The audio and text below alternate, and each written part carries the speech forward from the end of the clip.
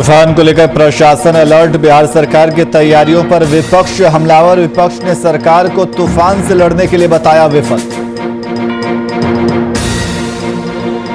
राज्य झारखंड में देखा यास का असर। सूबे के कई जिलों में तेज आंधी के साथ बारिश। अलर्ट मोड पर है प्रशासन।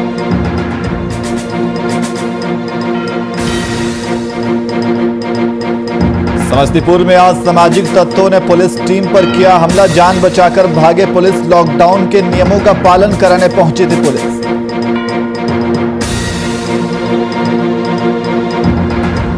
मोतिहारी में वैक्सीन के लिए प्रवासियों को करना पड़ा घंटों इंतजार। लगी लंबी कतार। कर्मी फोन में थे व्यस्त।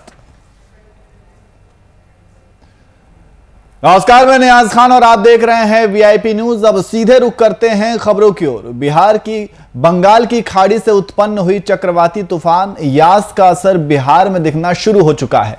राज्य के लगभग तमाम हिस्सों में तेज हवाओं के साथ साथ मूसलाधार बारिश जारी है। हालांकि एक ओर बारिश जारी है तो वहीं दूसरी ओर इस तूफान को लेकर राजनीति जारी है।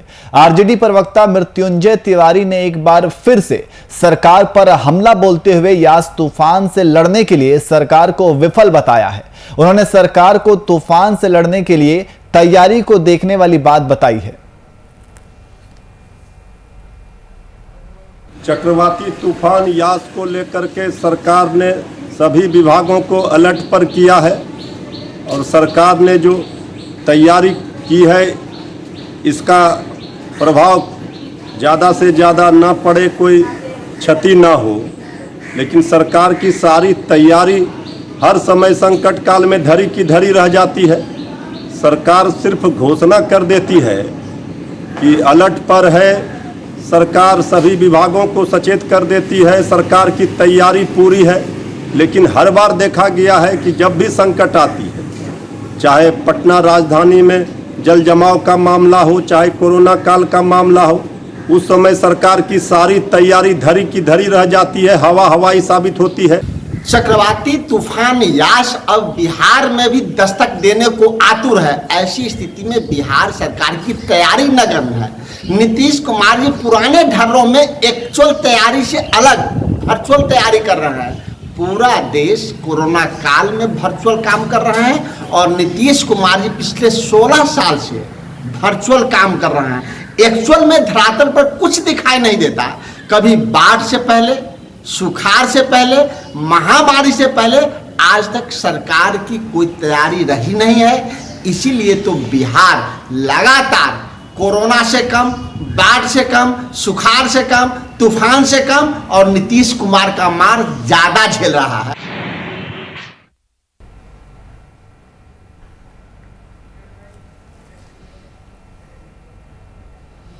वहीं बंगाल की खाड़ी से उत्पन्न हुए चक्रवाती तूफान यास ने झारखंड में भी दस्तक दे दी है। राज्य के अधिकतम हिस्सों में सुबह से तेज आंधी के साथ बारिश जारी है।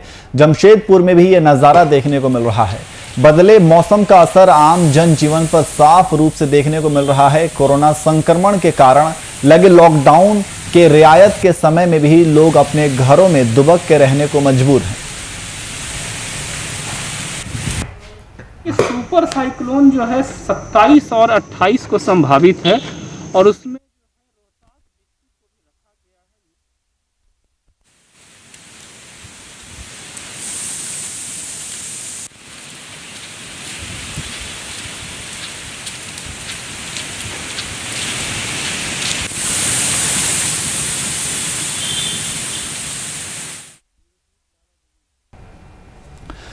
और इसी खबर पर अधिक जानकारी के लिए हमारे ब्यूरो चीफ लाला जबीन हमारे साथ फोनलाइन पे मौजूद हैं। जबीन, जिस तरीके से अब ये देखा जा रहा है कि यास तूफान का असर झारखंड में भी अब तेजी से देखा जा रहा है। हाँ बिल्कुल, मैं यहाँ बता दूं कि जो यास से जो है यास तूफान की शुरुआत हो गई है। लगातार ये इसका असर जो है कोल्हान पर भी पड़ने लगा है। कहा कि यहाँ से कोल्हान से ही ये गुजरेगा ये यास तूफान, तो इसका असर जो है व्यापक रूप से देखने को मिल रहा है। बहुत तेज हवाएं चल रही है, साथ साथ जो है एकदम बहुत बारिश भी हो रही है, लगातार बारिश हो रही है।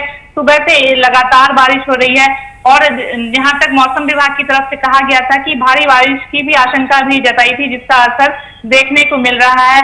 साथ साथ जिस तरह से जो कहा जा रहा है कि जो प्रशासन बिल्कुल मुस्तैद दिखा है, क्योंकि ये जो है यास तूफान को निपटने के लिए 2 दिनों के लिए जो है पूरा बाजार और लोगों का आना जाना सब बंद करवा दिया गया है। अगर कुछ जरूरी है तभी जाकर करके है ना आप निकल सकते हैं।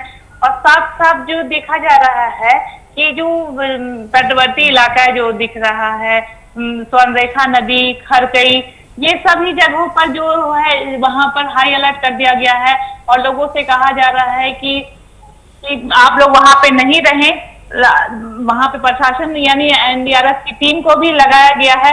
जिस तरह से देखा जा रहा है कि एनडीआरएफ की टीम जो है वो कुल्हान में आई है, जो एक घाटशिला में है, एक बहरागोड़ा और एक जमशेदपुर में रखा गया है और 47 टीम है एनडीआरएफ की और जो काम कर रही है। कहेगी अगर कुछ भी ऐसा कुछ मामला सामने आता है तो उस पे एनडीआरएफ की टीम तुरंत गंभीरता से ले और काम करे। लेकिन प्रशासन की तरफ से हाई अलर्ट है। यहाँ पे टाटा स्टील से भी मिलकर के कहा जा रहा है कि टाटा आप लोग साथ दें, क्योंकि जिस तरह से बारिश और हवा चल रही है, पेड़ गिरने का और घर गिरने का, जो यानी ग्रामीण इलाके में जो मिट्टी का घर है वो गिरने का आशंका जताया जा रहा है, जिसको लेकर के प्रशासन बिल्कुल मुस्तैद है।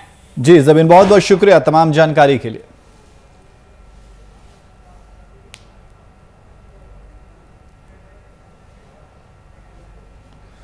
वहीं बंगाल की खाड़ी से उठे साइक्लोन यास के संभावित प्रभाव को देखते हुए रोहतास जिला प्रशासन पूरी तरह से अलर्ट पर है। इसे लेकर जिलाधिकारी धर्मेंद्र कुमार ने बताया कि रोहतास जिला में संभावना है कि 27 और 28 मई को सुपर साइक्लोन का प्रभाव देखने की संभावना है। मौसम विभाग ने इसके लिए अलर्ट जारी किया है, जिसे लेकर प्रशासन पूरी तरह से अलर्ट मोड पर नजर आ रही है। देखिए, सुपर साइक्लोन जो है 27 और 28 को संभावित है और उसमें जो है रोहतास डिस्ट्रिक्ट को भी रखा गया है। मीडियम वार्निंग यहाँ का है, तो हम लोग तो खैर अलर्ट मोड पे हैं ही। सभी लोगों से अपील होगा कि सभी लोग सचेत रहेंगे और उस दिन थोड़ा सा अपना ख्याल ज़्यादा रखेंगे। बाकी डॉक्टर्स को सूचना हम लोग दे रहे हैं कि इलेक्ट्रिसिटी का इशू नहीं हो और सब लोग कुछ न कुछ वैकल्पिक इंतजाम अपने पास रखेंगे।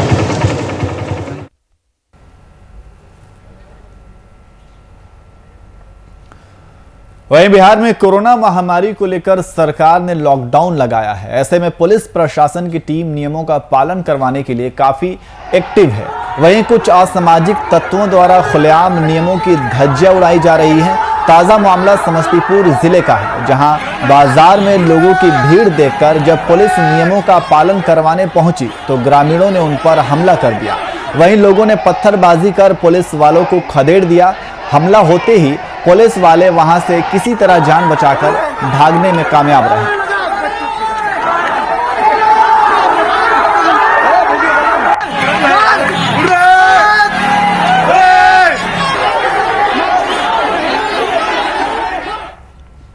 तो आप तस्वीरों में देख सकते हैं कि किस तरीके से कुछ असामाजिक तत्व हैं जो पुलिस के ऊपर हमला कर रहे हैं, पत्थरबाजी कर रहे हैं। तो नियमों का पालन कराने पुलिस गई थी। कोरोना के खतरे को देखते हुए प्रशासन वहां नियमों का पालन कराने के लिए गई थी, ताकि जो भी कोरोना के गाइडलाइन है उसकी पालन किया जा सके। लेकिन ग्रामीण के कुछ असामाजिक तत्वों द्वारा पुलिस के ऊपर हमला किया गया, उनके ऊपर पत्थरबाजी की गई। आप तस्वीरों में साफ तौर पर देख सकते हैं कि किस तरीके से यह असामाजिक तत्व प्रशासन के ऊपर हमला कर रहे हैं, पत्थरबाजी कर रहे हैं। ये तस्वीर बयां करती है कि प्रशासन पर किस तरीके से हमला किया गया। प्रशासन वहां कोरोना के नियमों का पालन कराने के लिए गई हुई थी और इसी बीच कुछ असामाजिक तत्वों ने प्रशासन के ऊपर हमला कर दिया। वहीं कोरोना काल में व्यवस्थाओं की कमी के कारण आम जनमानस की परेशानी के किस्से आए दिन सामने आ रहे हैं। ऐसा ही कुछ औरंगाबाद से सामने आया है, जहां काराकाट सांसद महाबली सिंह की ओर से सामुदायिक स्वास्थ्य केंद्रों के दिए गए एम्बुलेंस बेकार पड़े हुए हैं। इस मामले में नबी नगर विधायक ने सांसद के लिए एम्बुलेंस पर सवाल उठाते हुए कहा कि दिए गए एम्बुलेंस BS 3 नॉर्मस के हैं, जिसका पंजीकरण काफी पहले बंद हो गया है। उन्होंने सांसद पर निशाना साधते हुए कहा कि महाबली सिंह ने जानबूझकर एम्बुलेंस के तौर पर BS 3 वाहन मुहैया कराया है। ये आप देख रहे हैं कि छपरा में पप्पू भाई रूढ़ी जी का बहुत सारा एम्बुलेंस पकड़े, लेकिन वो एम्बुलेंस ऑन रोड है। सबसे बड़ी बात है कि उसका रजिस्ट्रेशन है, उसका इंश्योरेंस है। ये क्लेम किया गया था कि ड्राइवर नहीं है। हम तो कह रहे हैं कि यहाँ ड्राइवर भी है, सब कुछ है, लेकिन ये गाड़ी चलने के योग्य नहीं है, क्योंकि न इसका रजिस्ट्रेशन है न इंश्योरेंस है। अगर किसी ड्राइवर को बैठा देते हैं, एक्सीडेंट होता है, तो जवाबदेही कौन लेगा? ये तो कंप्लीट फेलियर है बिहार सरकार का।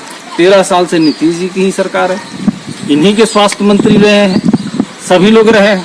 उसके बावजूद भी इतना बड़ा पैंडेमिक के भी समय में इतना बेकार काम इस तरीके से किया गया है कि पब्लिक सोचने के लिए मजबूर है। क्योंकि हमको हर जगह से फोन आ रहा था इस बार कोरोना काल में कि भैया एम्बुलेंस चाहिए, एम्बुलेंस चाहिए, एम्बुलेंस नहीं। वहीं मोतिहारी के केसरिया वैक्सीनेशन सेंटर पर सरकार की तैयारियों की पोल खुली। राजकीय प्राथमिक विद्यालय में आयोजित कोरोना वैक्सीन शिविर में लापरवाही दिखी, जहां दूर दूर से आए प्रवासी मजदूर को वैक्सीन देने के बजाय कर्मचारी फोन पर बात करने में मशगूल थे। वहीं कोरोना टीका लेने आए मजदूरों को घंटों लाइन में खड़ा कर दिया जाता है। वहीं लोगों का कहना है कि हम लोग यहां काफी समय से वैक्सीन लेने के लिए इंतजार कर रहे हैं, लेकिन कोई भी अधिकारी यहां सुबह उपस्थित नहीं रहते हैं। जाने है कि लिखना कैसे है, मगर टैली सीट भरना है। आपको ट्रेनिंग दिया गया है क्या? है ट्रेनिंग दिया गया है क्या आपको?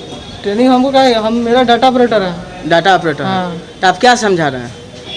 मतलब कि अभी वहाँ वेरीफाई करेंगे, उसके बाद देने के लिए वैक्सीन।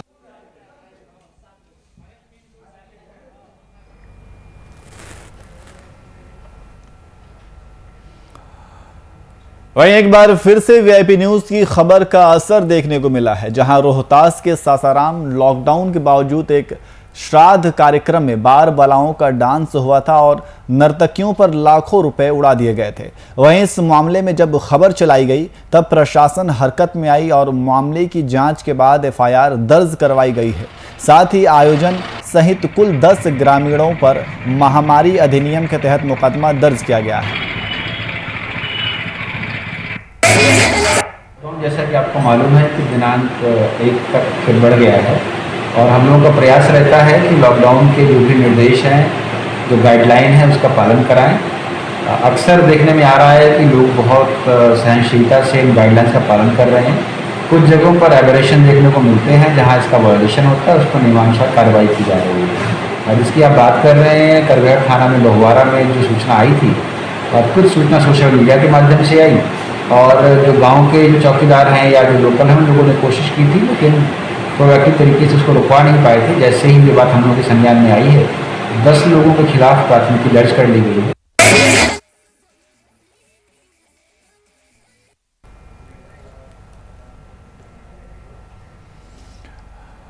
वहीं बक्सर के राजपुर थाना क्षेत्र के डिहरी गांव में संचालित ईंट भट्टा पर काम कर रहे कामगारों को मजदूरी न मिलने के मामले में तूल पकड़ लिया है। बिहार के नालंदा से अलग अलग 7 परिवार के लोग बक्सर के राजपुर थाना क्षेत्र के डिहरी गांव में स्थित ईंट भट्टे पर कई महीनों से काम कर रहे हैं, जिसके बाद ईंट भट्टा संचालक पर मजदूरी न देने का मजदूरों ने सीधा आरोप लगाया है, जिसके कारण जिले में यह मामला तूल पकड़ लिया है। लेकिन सच्चाई क्या है, पुलिस अभी जांच कर रही है। मामला ये है कि सर हम लोग के यहाँ जो भी लेबर आता है ठेकेदार के माध्यम से आता है। जी जी। और जब हिसाब होता है तो ठेकेदार हिसाब करता है। हाँ। जो भी हिसाब किताब हुआ हम ठेकेदार को टोटल पैसा चुकता कर दिए हैं, बल्कि हमारा ये पैसा ठेकेदार के यहाँ कुछ निकल रहा है। अच्छा। लेकिन फिर भी इसके बाद भी हमको ये नहीं समझ में आ रहा है कैसे आरोप लगा, क्यों लगा, कैसे लगा, हमको कुछ समझ नहीं आ रहा है। अब तो ये ठेकेदार साहब भी बता सकते हैं। ये जो मारने पीटने वाली जो बात है, कहा ये सर एकदम गलत बात है। कहीं कोई भट्टे पर किसी तरह इस तरह का बदतमीजी कभी भी नहीं।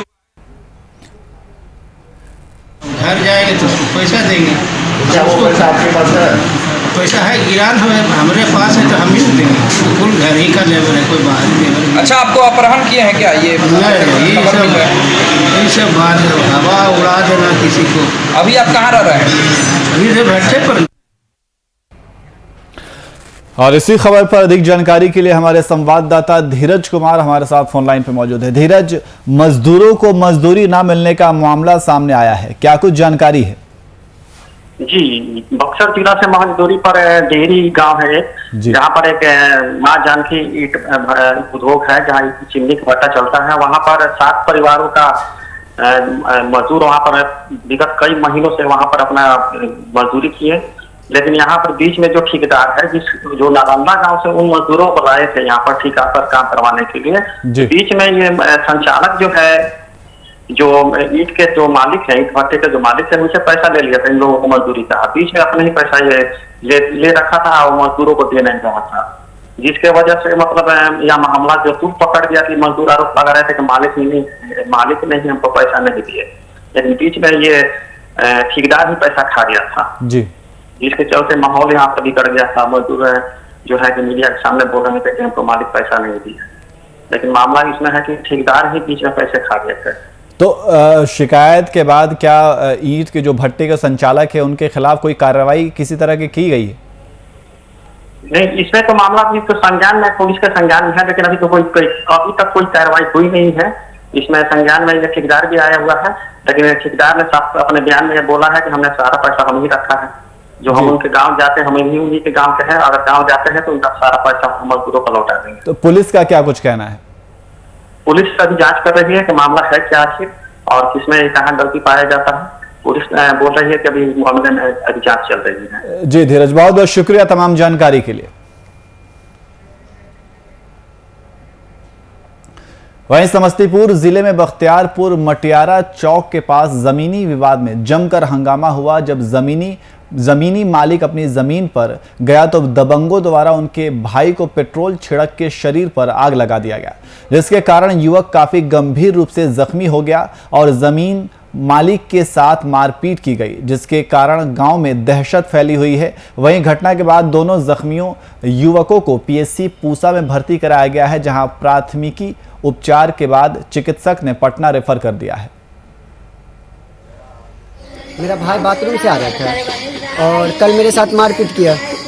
तो मेरा भाई बाथरूम से आ रहा था और बैजू साहब, उनका 3 लड़का और 1 पोता, और मेरे भाई को पेट्रोल छिड़क करके आग लगा दिया। चौक से पकड़ के ले गया वहाँ से, और थाना प्रभारी को मैंने कल सूचित किया था, तो वो लोग इंक्वायरी में नहीं आए। जब आग लगा दिया तो अभी आए हैं, कुछ कार्रवाई नहीं की और यहाँ से चले गए। वहीं बिहार के मुजफ्फरपुर में कोरोना साथ चमकी का बुखार का कहर जारी है।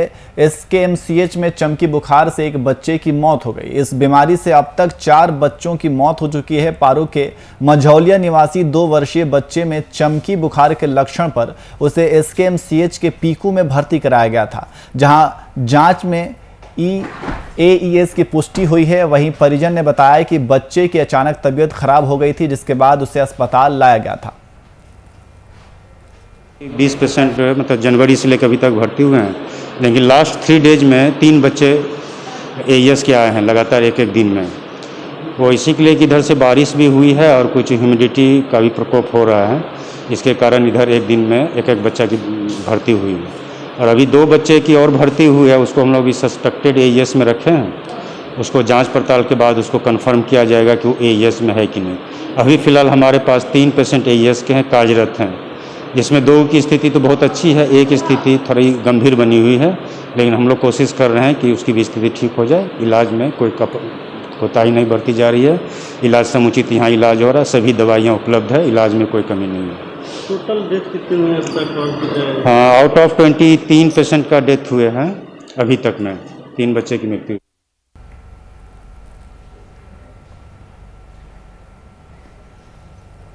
वहीं कैमूर के रामगढ़ बाजार के निवासी पति पत्नी के हुई विवाद में पति ने पत्नी को पीट पीटकर मौत के घाट उतार दिया, जिसके बाद पति को पुलिस ने गिरफ्तार कर लिया। मामले के बारे में बताया जा रहा है कि पति अक्सर देर रात घर आता था, जिसको लेकर पत्नी विरोध करती थी। अक्सर दोनों में विवाद होते रहते थे। इस विवाद में पति ने गुस्से में लाठी डंडे से पीट पीटकर पत्नी की हत्या कर दी। वहीं इसकी सूचना पर पुलिस पहुंची और शव को कब्जे में लेकर पति को गिरफ्तार कर लिया और आगे की कार्रवाई में जुट गई है।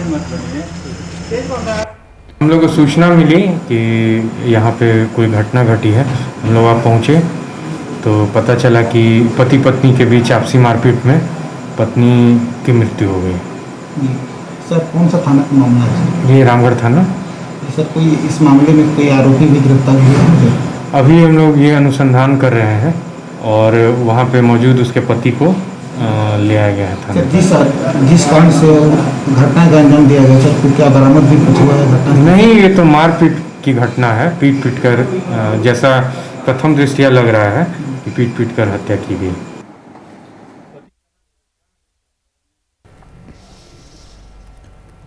वहीं बांका थाना अंतर्गत शंकरपुर स्थित महादेव इनक्लेव कंपनी के धर्म कांटे से अपराधियों की टोली ने लूटपाट की घटना को अंजाम दिया। घटना बीती देर रात की है, जहां हथियारबंद करीबन 10 अपराधियों ने महादेव इनक्लेव कंपनी के धर्म कांटे में हमला कर दिया और ताबड़तोड़ फायरिंग करते हुए कैश काउंटर को खुलवाने की कोशिश की। बाद में 3 बम फोड़े गए, जिससे दरवाजा खुल गया और नकाबपोश बदमाशों ने लाखों रुपए लेकर लूट लिए। लूटमार तो सर ये है कि जो हमारी क्लोजिंग गाड़ियों की होती है वो 102 गाड़ी करीब क्लोजिंग है और कुछ एडवांस गाड़ी है, उसके अंदर जो एडवांस के अंदर हमारे टोकन जो काट दिए जाते हैं उसकी कुछ अमाउंट है। मतलब एक अंदाजा क्या कितने का लूट हुआ होगा? अंदाजा 10 के 11 करीब 11 से ऊपर ही है। 11 लाख से ऊपर की लूट हुई है। कितने जख्मी हुए थे और क्या करवाया आप लोग? पुलिस को सूचना दिए कि नहीं? हाँ जी, आप लोगों ने पुलिस को सूचना दिया कि नहीं? सूचना की गई थी, पेट्रोलिंग को भी फोन किया गया था, बड़े बाबू को भी फोन किया गया था रात में। जो राजेंद्र जी हमारे दूसरे मेरे साथी है जो, उन्होंने फोन किया था, लेकिन उनसे फोन उनका रिसीव नहीं हो पाया। अच्छा, तो पेट्रोलिंग यहाँ पे थे तो बोले हम यहाँ गश्ती से अलग से हैं, बोले उनके गश्ती जो बांका के हैं जो उनको हम बता देंगे तो आपके पास यहाँ। कितने लोग जख्मी हैं और कहाँ इलाज चल रहा है? 3 लोग जख्मी है अभी, तो वो भागलपुर। वहीं गढ़वा जिले के जतरो बंजारी गांव में एक अजीब सा मामला देखने को मिला, जहां पिता के एक थप्पड़ ने बेटी को इतना गुस्सा दिलाया कि उसने आत्महत्या तक कर ली। रेलवे पुलिस से कूदने पर युवती के दोनों पैर और कमर टूट गई। वहीं घायल अवस्था में उसे सदर अस्पताल में भर्ती कराया गया, जहां उसका अभी प्राथमिक इलाज किया जा रहा है।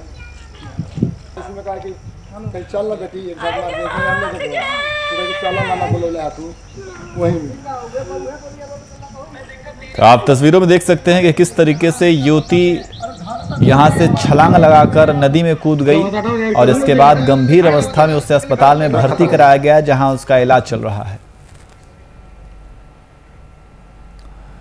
वहीं सीतामढ़ी में लॉकडाउन के उल्लंघन पर युवाओं को शारीरिक सजा देने के बाद भी उनमें खौफ पैदा नहीं हो पा रहा है। हर दिन कहीं ना कहीं कान पकड़कर उठक बैठक तो कहीं डंडे चटकाने की खबरें सामने आती रहती हैं, लेकिन नौजवानों ने जैसे कसम खा लिया हो कि हम नहीं सुधरेंगे।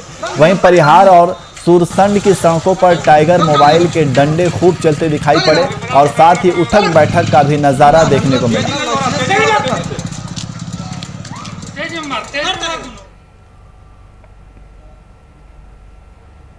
फिलहाल बुलेटिन में इतना ही। देश और दुनिया की तमाम खबरों के लिए देखते रहिए VIP न्यूज़। नमस्कार।